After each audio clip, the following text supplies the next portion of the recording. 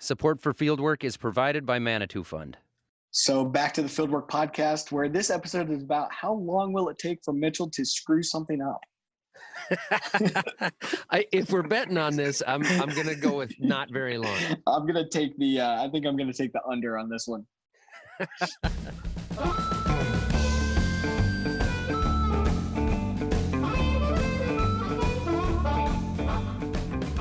Welcome back to the Fieldwork podcast. I'm Zach Johnson. And I'm Mitchell Hora. Fieldwork is the podcast you are listening to, and it's a show by farmers for farmers. Today, we're going to talk about some of the stuff we always talk about, which is what is working and what is not when it comes to sustainable agriculture. Today, we are diving into the ways that increasing consumer demand for sustainable ag is trickling through the supply chain and impacting farmers. Yeah, these days, there's a lot more demand from the consumer for conservation-minded agriculture, but there's a lot of steps for the food to get from our fields to the grocery store. So yes, people might be willing to pay more for me to use conservation practices, but that doesn't necessarily mean that I get to see every dollar as a farmer. And that is one of the really difficult parts when it comes to talking about this kind of stuff. So I'm really excited to have this conversation today. Luckily, there are some smart people working on this and finding ways to pay farmers for the sustainable ag practices that they use. Yeah, you're right.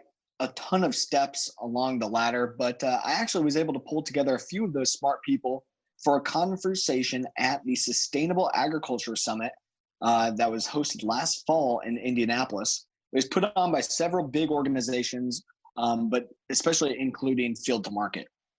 Zach, you weren't there because you were stuck with that late harvest last fall. But the good news is that I'm going to play the episode for you today, and we can chalk it up from there. Yeah, luckily, I was stuck in the combine fighting the mud, trying to get the crops off. Well, it was probably snowing. So I'm excited to hear this while you were in beautiful, sunny Indianapolis. Who did you talk to down there, Mitchell? Yeah, no, it was a good time. So I had Scott Henry with me. He's actually another farmer from Iowa. And Ben Crook, Senior Director for Condiments and Brand Manager of Hellman's, so the mayonnaise company. And Stefani Millie Grant, she's the Senior Manager for External Affairs and Sustainability at Unilever. And Unilever is the parent company that owns Hellman's. Awesome. All right, let's go ahead and listen to that tape. I'll let Ben get started here with how do we continue to frame this up? What does the consumer want in your eyes, Ben? Give us a little quick background on your role here as well, but what are you seeing from the consumer? Great. My name is Ben Crook. I am the Senior Director on the North American Hellman's business, working for Unilever. I've been with Unilever now for 18 years, been in the US around 8 years, originally British, and I have two young daughters that, for me, make this practice even more meaningful. And so everything we do in this space, I try and look at it through the eyes of my next generation in terms of, what world do I want them to grow up in and what world are we creating for them? On Hellman's, we've been on an incredible journey. This brand was formed by Sir Richard Hellman's in the Upper West Side of New York City in 1913. And ever since that inception, it's been, our devout kind of mission to make sure that we always put product quality first, that we always ensure that we deliver the best product quality to consumers. And so nowadays, as we think about where the world is going, as we think about the demands on you as farmers growing, connecting that with the consumer demand, an increasing demand for transparency, for trust, for what is coming next. We put that at the heart of everything we do. And so we have a simple statement where we say, Hellman's is really about giving people good, honest food for the simple pleasure it is without worry or waste. And so that's really the heart of our mission. And, in our industry right now, in the CPG or marketing industry, you'll hear a lot of buzzwords around purpose. And, people, claiming to do purpose. What we believe purpose is, if we think about purpose in the simplest of terms, why does your brand exist? What difference are you making? And then if you flipped on its head, if you remove the brand from the consumer landscape, would consumers miss it?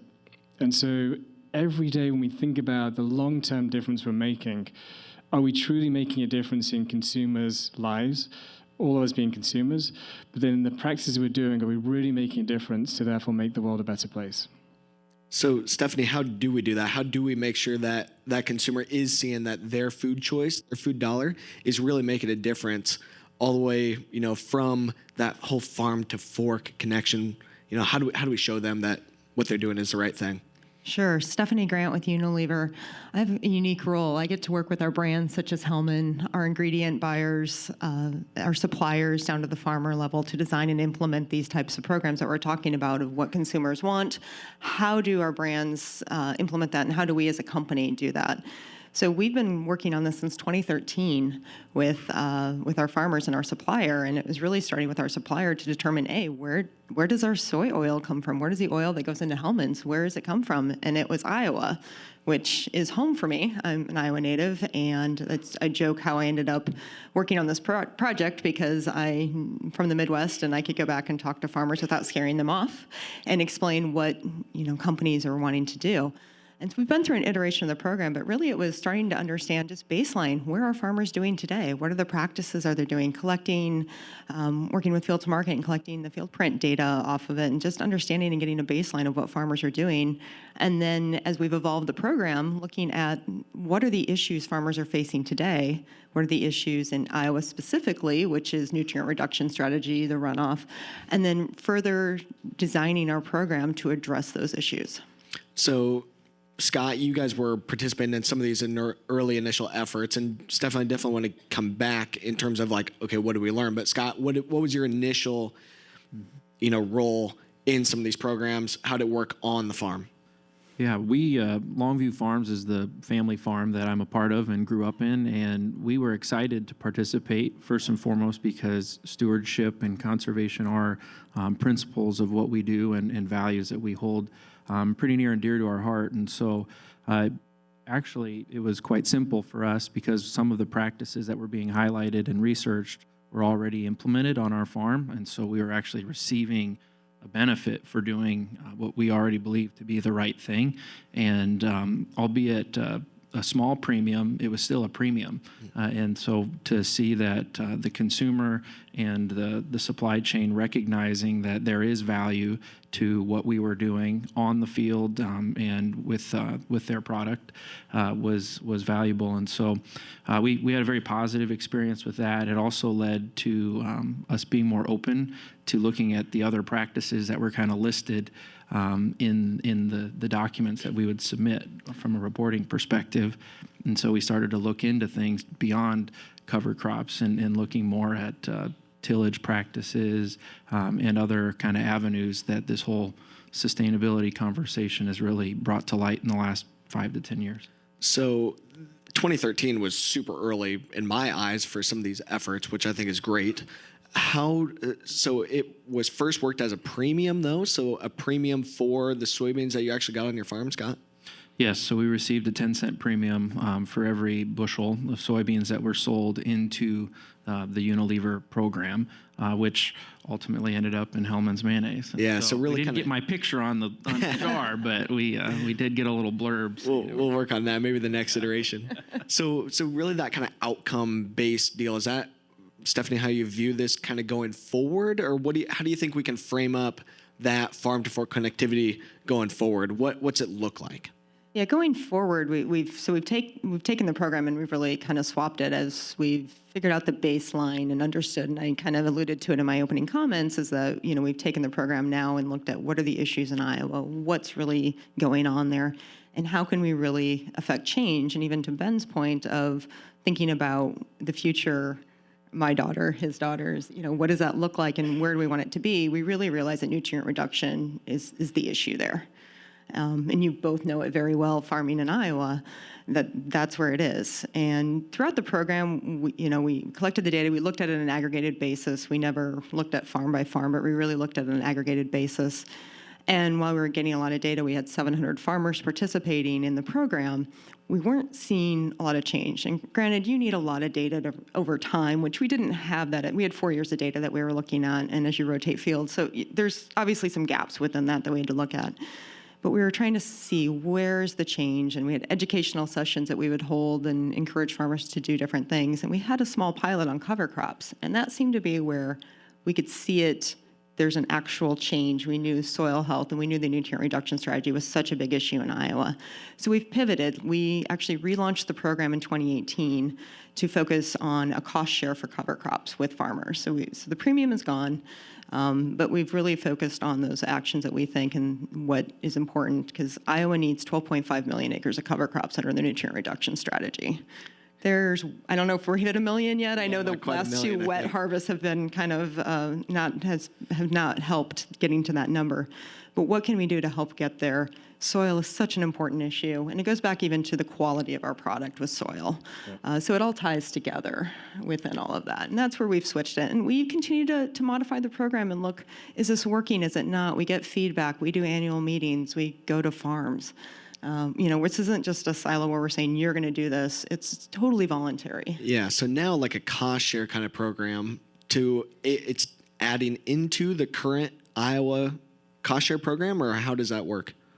Farmers so we have our own program, and Pepsi has partnered with us for corn because they source corn out of the same supply area, which is great. So having two companies willing to participate in this, but we painted that. And so farmers can do it in addition to, if they're, obviously there's some limitations for getting NRCS money. You can't double dip with that, but if they can use our funding along with the $5 insurance program. So we tried to make it as flexible as possible to get the most benefit, because we realize this is an added cost to farmers, and it takes 5 or so years to see the economic benefit of it. Yeah, it definitely is an added cost, but I think you pointed something out that's really important, in that improving soil health and soil function leads to improved plant health, leads to improved health of the actual product. How does the consumer look at that, and are we able to make that connection that improving soil health really can directly improve human health?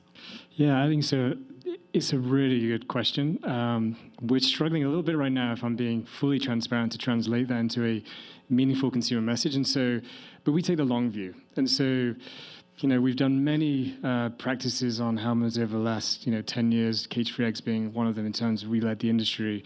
Sourcing, obviously, and making available the amount of cage-free eggs that we would need for the scale of the Hellman's business. Just for a benchmark, we produce about 1 million jars a day of mayonnaise in our Chicago facility. So we're in 1 in every 2 households. So the good thing about that is we have the scale of this business to make a huge impact on American consumers. And then as we think about then translating, soil health, the nutrient density of soil, and therefore really putting back into, what is the American fertile future. For me, it's all about, therefore, it isn't an immediate concern I have with consumer communication, because I know over the long haul, this is something that is important for all of us in the room. We did a recent activation in Darlington, South Carolina, where Dale Earnhardt Jr., for any of those NASCAR fans out there, came back out of retirement, and he ran the Hellman's number 8 car. And at that event, we piloted a communication test in terms of, could we talk to consumers in that heartland around soil, around nutrient density? How do we communicate that? And it was a small pilot, small test. But again, we did that to learn from the true American, in terms of, do they really care about this? What's meaningful to them?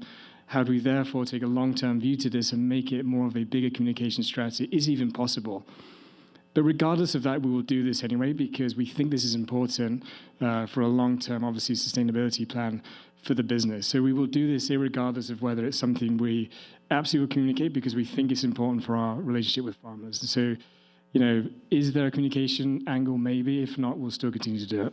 Well, and like the nutrient density piece of this, I think is really the critical one, that we're able to go in terms of sustainability and soil health, that we can create more nutritionally dense food to show a consumer true quantifiable quality, not use labels or not use a perception of quality, but we can actually quantify nutritional quality while at the same time improving carbon sequestration, improve water quality, improve water use efficiency. And I think farmers we want to be part of that conversation. Scott, what do you think? What's your angle in on that, in terms of How do we quantify the nutritional density? How do we show, here's what we're doing? Hellman's help us to communicate this up the supply chain. I think the previous speaker hit it on the head with regards to data and the capability that we have going forward. We're able to track literally anything on our farm, and it is becoming more autonomous each and every day, which is a very big deal when you think about the labor shortage or the struggles that we have at the farm gate of hiring people that can implement this technology if it is very user oriented. And so the automation of that, and then capturing that data and analyzing it will begin to give us kind of the insights that we need to make decisions, because they are bigger dollars now when it comes to capital expenditures on the farm level, but also the information that the consumer is wanting to bring that confidence to it. The concern that I have as a farmer when we get into all of this, though, is we question why adoption rates are still so low, right? I live in Iowa. The nutrient reduction strategy that we got counties suing, or the waterworks system suing counties, and ultimately there's still a divide here in why adoption rates aren't picking up. And the cold reality of it is the economic benefits aren't flowing back to the farmer. If the consumers really want this as part of the label on the product they're buying, at some point the farmer needs to participate in that benefit. And as long as we have more tenant relationships in farming, which will only continue to go, the average farmer now doesn't own the land that they operate. It's more of a higher percentage that is leased. And so if you're not going to, and it's an annual lease in many cases, and so if you as a farmer cannot experience an economic benefit in the first year of that program, and it's not land that you own, how committed are you going to be to experience the longer term benefit? I get where the landowners would be all for it because they are going to own that land the next year.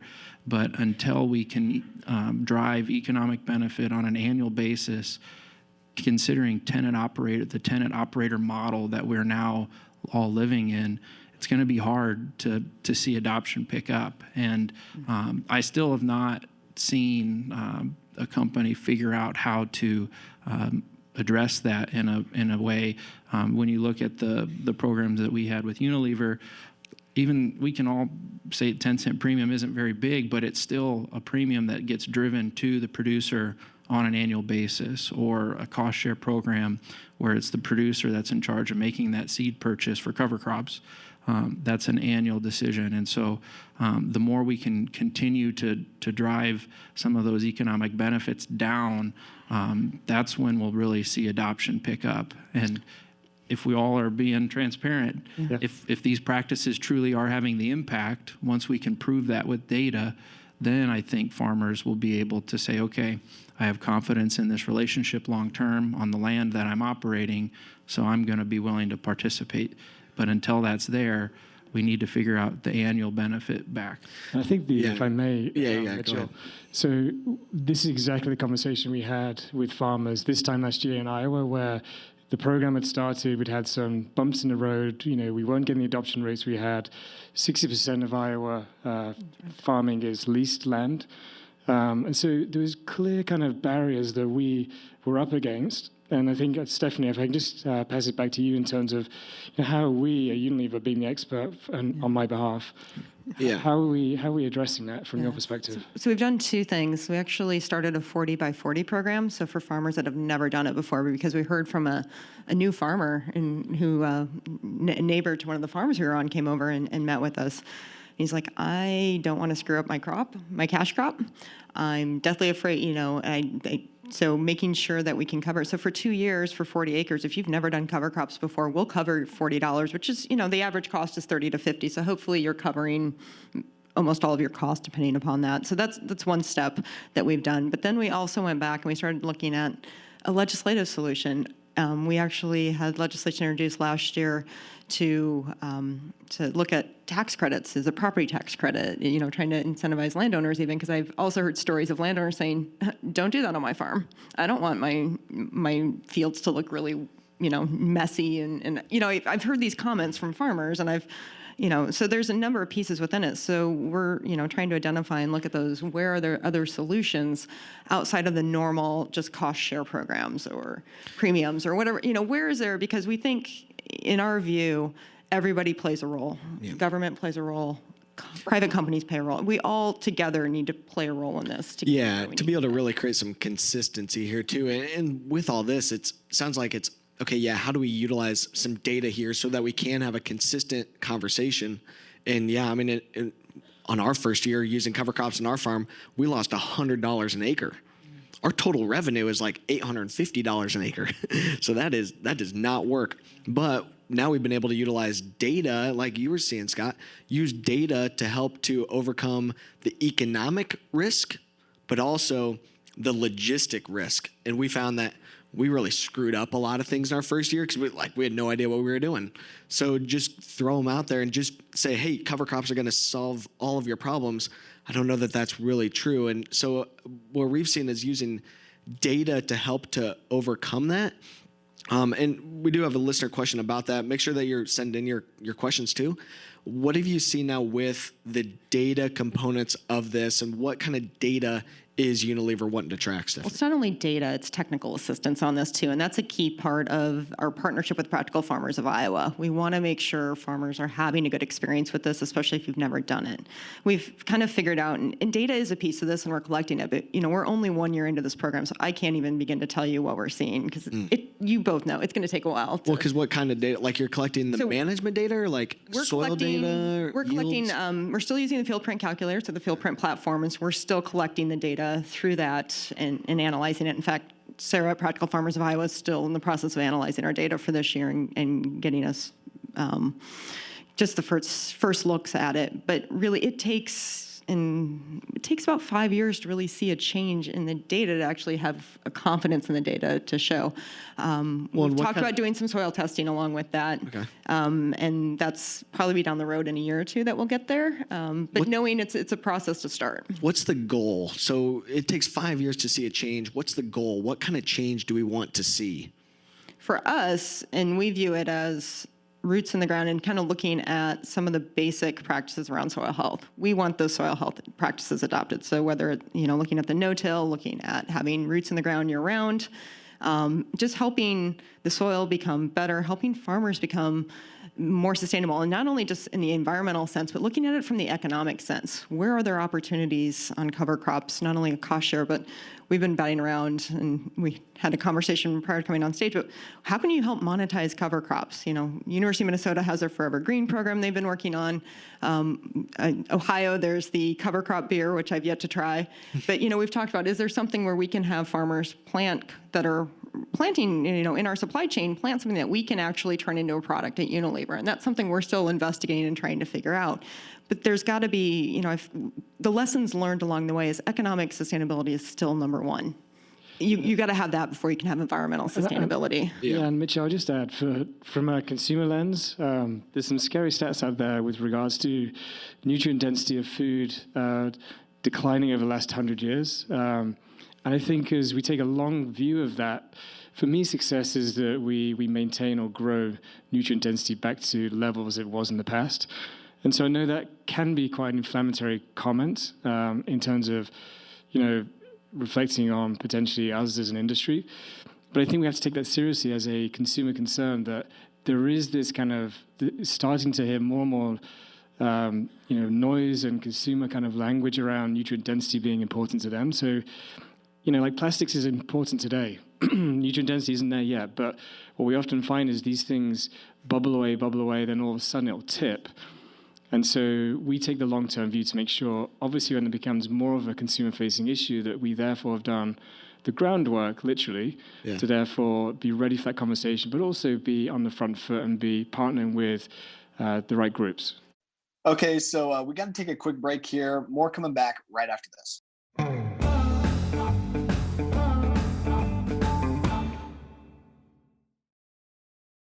We're back here on the Fieldwork Podcast. I'm Zach Johnson. And I'm Mitchell Hora. We're continuing my conversation with Ben Crook from Hellman's, Stefani Millie Grant from Unilever, and fellow farmer Scott Henry. The whole conversation here is, if the farm is not economically sustainable, and you run all this family farms out of business, like what's the point? Right. So with the nutritional density side, though, how do we quantify nutritional density, and how can farmers like Scott and I quantify it on our farm to track that progress and use that as a data metric? If that's going to be the long-term play and we want more nutritionally dense food, how do we start today to identify, here's where I'm at, now let's improve upon there? How do we quantify that parameter? Yeah, it's a great question. Yeah, that is a great question. I think, not being a scientist, I really feel that's where I need my R&D scientists in the room to help us with this. But I think it's going back to the basic principles around soil health. Okay. If you guys are doing that and can, take a spade in your field and show me all the earthworms in it, that tells me a lot right there. Or if you're going out in the field and it's crumbly, dusty, that tells me that that's not great soil, and our beans coming out of there probably aren't that great. I mean, some of it's just the touch in the field that you can see, and just going out and understanding your practices and what you're doing. We're not saying every field needs to get to this soil carbon, because I know this, every field, every farm is so different. Northern Iowa versus Southern Iowa, the soils are greatly different in that you've got more compaction in one area than the other. So you're going to have a lot of different things, and you can't just say, okay, here's the metric everybody has to meet, because that's going to be impossible. But let's look at the practices around it and what that does to build up the organic matter and have those better. And that's going to get us to the point of that, I think, more nutrient-dense food. Now, I don't know the testing methods around that or whatever that is, but I think it's just those basic practices that we have to start with. Yeah, well, I think you're spot on there in terms of it's not going to be a one-size-fits-all. What's good at Scott's farm is different than mine, and we're only less than 2 hours apart. That it's got to be very geographically referenced, and those metrics that we have to use to quantify success are all different too. Same as if we were looking at human health and trying to scale all of us on one metric, you can't put all of us on the same scale. It's all very unique and different, but organic matter might be one of those good ways to do it, but I think it's going to be tough to get some of the other touch and feel things like worm counts and crumbliness of soil. Like, how do we go beyond that to really get quantifiable data? Like, Scott, what do you think there on your farm? How do you quantify success, and can that be something that we can scale up? Yeah, I think the concern at the farm level is that, just like you were saying, is that it's going to come up with a one-size-fits-all approach, or that if the consumer is not going to pay for it, then the government's going to force us to do it, which is a reality, I think, at the end of the day, which doesn't get anybody excited. But when we start to look at ways of managing the diversity that exists even in our own operation, when you span 20 miles, cover crops may work great in certain farms, and other farms they don't grow. And you'll look at to me, the 5 big areas that some of these different groups, private sector driven too, which is nice, are starting to look at as we start talking about conservation, carbon sequestration. All these different efforts have to do with cover crops, no-till, crop rotation, nutrient reduction, and livestock integration. You start looking at those 5 areas, and every single farm in the Midwest will touch at least one of those, and should touch more of them, maybe not all. And that has to be okay with the consumer and with the CPGs of the world and everything else, because in my mind, that's truly allowing the people that understand their soil the best, the farmer, to figure out what that prescription is, right? And that's, to me, when you start thinking about soil health, I always love the analogy that we get of, you go to a doctor because you're sick and they give you a prescription. Well, we now give every acre of our farm a prescription. And that makes a difference. We're able to see areas that aren't as productive become more productive or get pulled out of production because of the practices being on them being either positive or detrimental.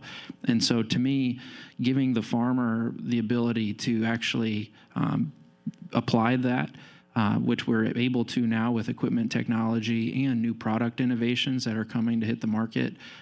Several companies that are in the basement here, in the other room, walking around, I think will help us solve a lot of these kind of issues, and we will be able to track that data and formalize it in a way that is interpretable.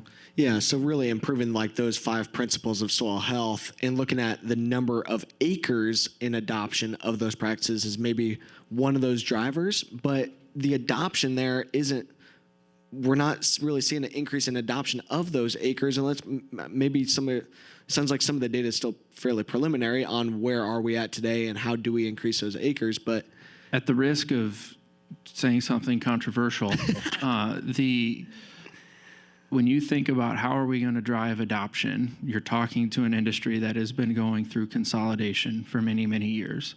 And as much as the consumer wants to see Old McDonald's farm, where their food comes from, it's not the reality anymore.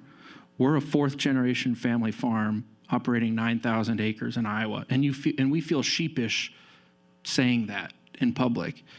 Why the negative view of large farms or confined livestock has driven so many consumers away from our industry and created this polarizing kind of divide out there. It's put us back when we start thinking about ways to adopt alternative sources of fertilizer like manure instead of synthetics. Looking at operations that are more progressive and have experienced the benefits of growth tied to some of the innovations that they've been willing to invest in and adopt. None of that is negative, but for some reason, we've had to fight that as an industry of this negative view on large agriculture. Yeah. And we're a big farm, but we're still a family. My brother, my mom, my dad, myself, we're all involved in the day-to-day operations of what's going on. And many people would come onto our farm and call us something other than a family farm. Yeah, the factory farm deal. I always joke that I would love to see a factory farm. I think that would be super cool. But like even our farm too, it's a like ours is a family corporation as well. Three generations actively involved all the time. And yeah, being able to show that, I think agriculture as a whole has kind of gotten a black eye from the consumer. Maybe not necessarily the individual farmer like Old McDonald, like you mentioned, but my view is farmers are ready to be part of that conversation, be part of, hey, yeah, we realize that some of the things that we've done have led to some problems. Like, I think we realize that. Now we're ready to be part of the solution, but tell us what you want, because right now, our only economic incentive as a farm is grow as many bushels of corn and soybeans for as cheap as possible. And the solution to that is buy the best seed that you can and get fertilizer on it so you can maximize as much as you possibly can. That's the economic driver. And that's the only way that we make money is how many bushels am I selling into that supply chain. So it's, hey, we're ready to do something else. We're ready to be part of the solution. We want to work with you, but how are we going to measure success? How are we going to drive this that we can really be part of a solution that we can all agree on and be cohesive on? Do you think that's some of the next steps along those lines, Stephanie? You just nailed it. With the incentive right now is yields. That's it, yeah. We've got to change that perception, or even the safety net, the way it's set up is it's based on yields. It's not based on practice. It's not even based on profit. It's not based on profit. It's based on fence row to fence row. How much can I plant? How much can I get, off of this land? And the more I'm getting into this, and I also wear a policy hat because I work on external affairs, and that's where I'm trying to get my arms around where can we influence that too, because that is, I think, the key issue right now is you're incentivized on yields, you're not incentivized on anything else, and you're not going to get adoption until we change that. So I'm a soil health consultant, and I hear all the time, well, I don't get paid for soil health. I get paid for as many bushels as I can possibly grow, and my land expense is super high. And like, Scott, I know you're in an area that's even higher than mine, but I have to pay the bill. Yeah. And like, I've got to be able to maximize every single acre, fence row to fence row that I can to really do that. Ben, do you think we can change that metric of, hey, we'll figure out a different economic incentive to go for something other than only maximum yield? Yeah, so I won't profess to be an expert in this space at all. What I love about this, though, is the conversation, because by us having this conversation, we as Unilever, obviously, we want sustainability to be commonplace. And so we take this stuff seriously. And so I love the fact that we're listening and hearing what the barriers are, because if we understand the barriers, if we understand kind of the economics of our business, the constraints we have as running a business versus the constraints you have of running your businesses, we bring the two together, that's where we can make change together. And that's truly what purpose is about. That's truly what sustainable practice is about. Because are you making a meaningful difference? And so, I don't have the answer today, but that's okay too, because we will go on this journey together. And I think that's where, we have Stefani in this role specifically to help us figure this stuff out and to work directly with the farmers. And that's the whole point for me, which is like, it is difficult. This stuff isn't easy. And I think that's where the partnership is absolutely critical. Yeah. No, I definitely think that. And so Scott, maybe okay, as that farmer, you can do this at a good scale. And what do you say? Yeah, I think at the end of the day, piggybacking off of your point, when we try to look at new opportunities in our farm or even a new product, we need to know that there's going to be impactful change to actually move. I would argue that a 10-cent premium on soybeans wasn't enough to create movement, and so you moved away from that and recognized that and went to a program that's had maybe even more success actually driving certain aspects of our budget. And so when you start thinking about where are the opportunities for impactful change right now in what we're doing, the revenue side is a big issue. We're always being inundated with ways to cut costs out of our operation. But at the end of the day, we're still selling a core commodity that is going to be traded globally, hopefully in China again, and then we'll be able. That's ultimately kind of one of the realities of how we can impact the revenue line item for our business. I think as farmers, we need to also understand that it is a market, and so we're not going to be able to directly do that without getting creative. Are we going to be low-cost producers? And if not, that's fine, but we need to go figure out how to be value add, right? Totally. And that's where that is where smaller farms have tremendous opportunity because that's where their systems can be built and move more nimbly than a large scale shift if we were to implement in our operation. Have you seen other programs that are starting to do that? Yeah, so when we look at, our operation is into seed corn production, and so we'll raise the seed that then gets bagged and sold commercially to farmers the following year.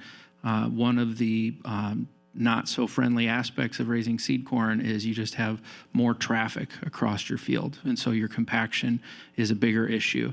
And so through Practical Farmers of Iowa, partnering with these multinational seed companies that wanted to address this issue, similar to what Unilever was doing on the soybean side, moving to a cost share program, they actually stepped up in a public-private partnership and put dollars towards conservation practices, specifically cover crops aimed at a way to either in lieu of or in combination with some minor tillage could help address that compaction issue.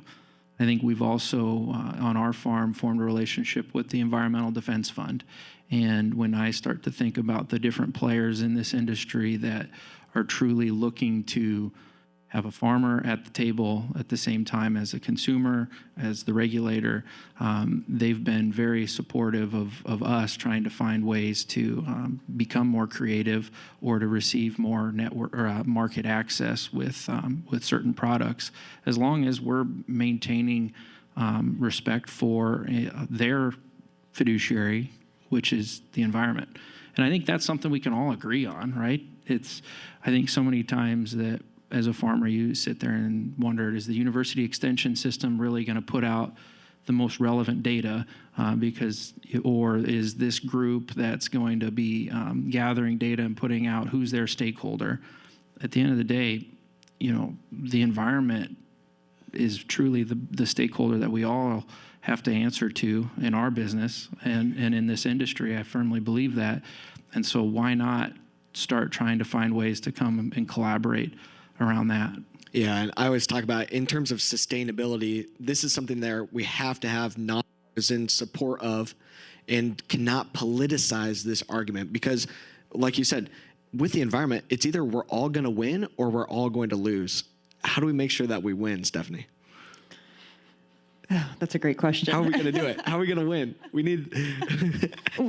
need more players. We need more people. We need more companies willing to join programs like ours and put skin in the game. And this is an investment. I think as Ben has indicated, we're not doing this just to, put on a mayonnaise jar to sell more Hellmans. We really think this is the right thing to do. And this is an investment in our farmers and our supply chain and making sure that's the right thing to do. I think there's policy changes. I just think there's so many things out there that need to be done. I think for me, there's a huge perception change that needs to be done. These shouldn't be looked at conservation practices that are nice to do, type thing. These are good farming practices, and that's the perception that needs to be out there. And that's when everybody wins. The environment wins, and we can make the economic sense with it too, because I know that's a big piece of it. But that's really the perception change really needs to come into this, and more players need to come in and embrace it and help it along. I think that point is like super critical there, that a lot of times that conservation farmer, that even that organic farmer, that cover crop farmer, like that's the weird guy. Like he's like what the heck? He's the hippie farmer. In my county in Southeast Iowa, we have double the cover crop acres of the next closest county. So it's the big farmers like Scott, it's the guys that are real farms that aren't just the hippie guy, aren't the weird guy that's out there planting cover crops, but it's becoming a little bit more normal. How do we change that conversation, Ben? And like, how do we say, hey, this is more normal? How do we get that to be the perception of a field is supposed to look green, not black and all busted up? Yeah, I think that's the program we the initial Darlington test, the NASCAR event we went to. So that was the initial test. So we're trying to figure out the right way to communicate to consumers around this so it's meaningful to them. I just want to get back to the previous point you made, though, because this is something that, Unilever, we're not going to give up on this. So I want to be really clear. So yes, we're taking a leading investment because we really believe on this. And I know there's a question for the audience, which is like, what happens if you don't manage to scale this? It's not a choice for us. Yeah, what if we're not finding more acres and people that are like, okay, we're kind of struggling along now. Adoption's not quite where we need to be. What happens if we don't get it where? And I think we have a track record of that. We will figure it out. So we will go back. We'll talk to our farmer partners. We'll talk to the NGOs. We will figure this out. And so, and I think that's the point. We're committed to doing this because, we as a company, we believe that sustainability, and purpose, particularly companies last with purpose. Brands that have purpose and strong purpose grow.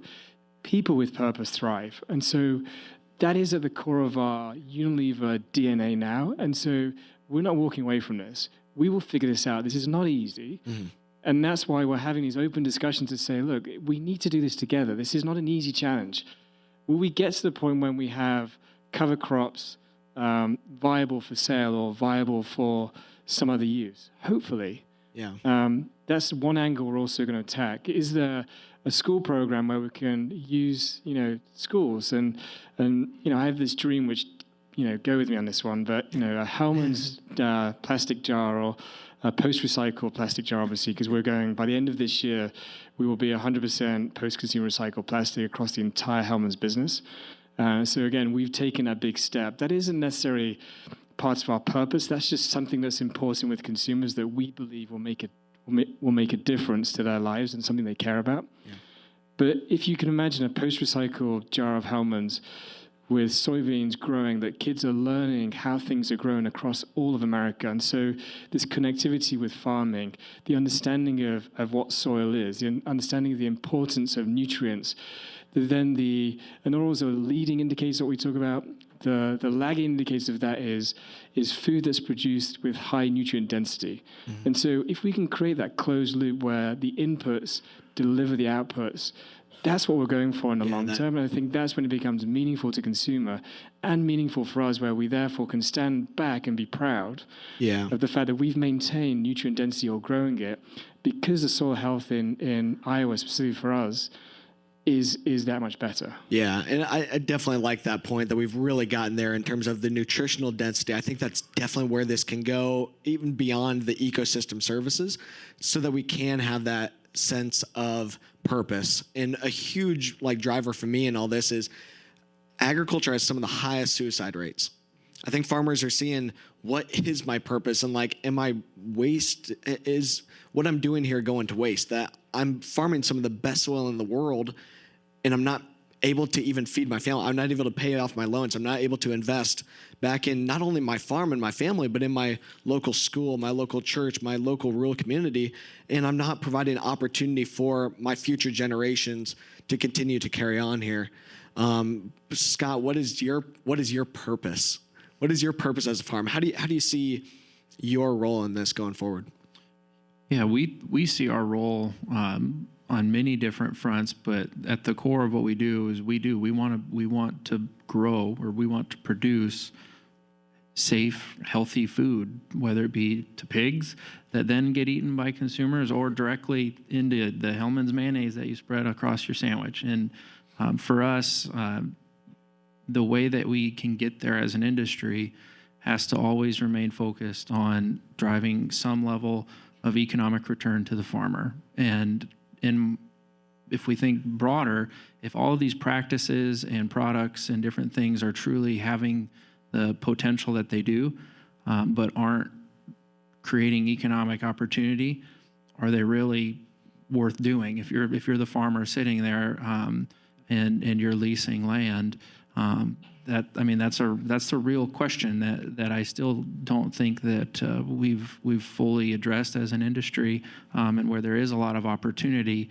But I do have a lot more confidence right now that the private sector is a part of this conversation, and it's not just a government or regulatory body that's starting to drive things. I think that they will if we don't move faster.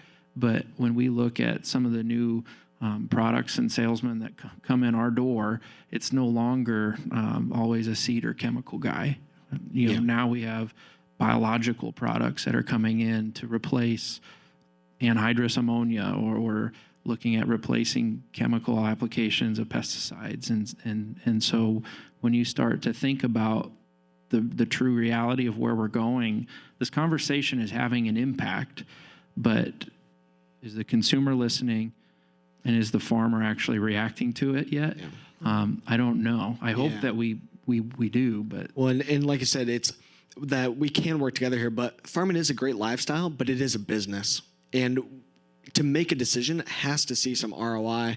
I know, Steph, I've got one point really quick. We got to go super fast. One piece that we're also working on with a group of others is the finance piece. Yeah. If you guys are doing great things, why aren't you getting a reduction in your operating loan interest rate deductions, things like that? So there's other pieces out there besides just cost sharing, government and things too. So there's a lot of things we're exploring still on how to make this more viable. We can obviously keep having this conversation all day. We definitely want to talk with you more, but thanks so much, Stefani, Grant, Ben, for joining us, for the folks at Unilever, and for you guys' efforts. We'd love to continue this conversation going forward here. It is super, super important. And like I said, this issue, we're either all going to win or we're all going to lose. But look forward to being part of that solution. So thanks, everybody. Thanks, Mitchell.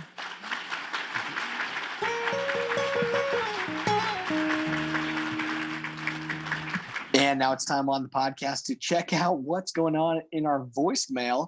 This is Jaden Pappenheim, a farmer out of northern Colorado, and I was just calling you guys. Love your show, love your YouTube videos. I'm actually 17 years old and manage about a 1,200-acre alfalfa farm down here in Colorado.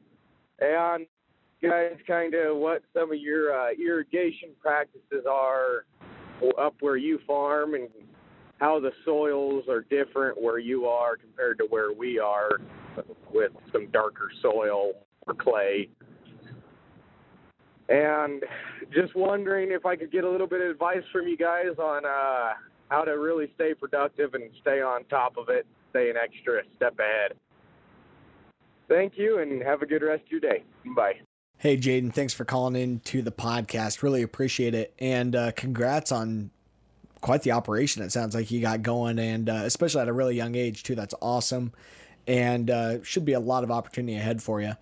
Both for Zach and myself, neither one of us have irrigation on our farms. In my area, we're at a spot where we get about 35 inches of rain per year, or of overall precip, I guess, per year, and have decently moderately heavy soils. We range anywhere from, about 2% organic matter up to over 6% organic matter. So we're pretty variable. And there's some alfalfa around, but not a ton, just different pockets and such of it. But I think overall, my response to this, since, Zach and I don't have irrigation, my approach, though, is optimizing the water through rainfall that we do get. That we want to make sure that the rain that we are getting, we are holding in our soils. We are infiltrating that water down into the soil and down into the subsoil, where we're able to hold on to it and use it throughout times of the year where we don't get as much rain. Typically, we get a lot of rain in April, May, the spring kind of time frame for us. And in July and August, we don't get a lot of rain. But the make or break on high yield is when we can get some moisture in those drier summer months. So what we've seen, like last year, for example, we had a really wet May. Because we are improving our soil health, improving our water infiltration rates, our soil structure, improving our organic matter, with using cover crops, using diverse rotations, and alfalfa will help on some of that, especially in terms of just keeping the ground covered all the time, that we can infiltrate a lot of that water when we do have high rainfall periods. We're holding on to that water for late in the year. Last year in July, we only had a half of an inch of rain across our farm in the month of July. But because we were able to infiltrate all that water from earlier in the spring, we were able to really hold off through the summer really well, had good yields at the end of the day, had a healthy crop. Things worked out really slick. The other thing to look at and kind of to stay on top of is that water environmental impact is going to continuously be more and more important, whether it be in a spot where you get too much rainfall and we need to be cautious of flooding and issues downstream. And we can actually work as farmers to collect more of that water and reduce flooding down the river. So be watching out for that. Or if you're in an area where we have low rainfall, there's a lot more pressure on controlling the amount of water that we are pulling from our aquifers, making sure that that water is there and available to, provide water for people, for animals, and for our crops. So overall, staying on top of things by managing that water, improving your soil, being able to utilize what is given to us from the weather or what is available via irrigation. But thanks for calling in, and good luck out there. That's it for Fieldwork today. Thanks to all the people, once again, who helped make Fieldwork possible. Annie Baxter, Amy Scotchless-Cole, Claire Jones, Noah Boston, Kristen Schmidt, Eric Romani, and Lauren Humpert. Our theme song is written and performed by Johnny Vince Evans with help from Corey Streppel. And our website is fieldworktalk.org. We are also on YouTube at Fieldwork, and we are Fieldwork Talk on Twitter, Facebook, and Instagram. Check us out wherever you get your social media information. On the social media, we still don't have TikTok on here. I'm kind of bummed about that. We don't need a TikTok. Come on now. Zach, we got to dance. It's going to be awesome. If you like our show and you want to call in and tell us to dance on TikTok, leave us a voicemail and we can play it in our show. So leave us a comment or question at 651-228-4810. That's 651-228-4810. I will not be dancing on TikTok, but thanks for listening, everybody. And tune in to see Zach dance on TikTok.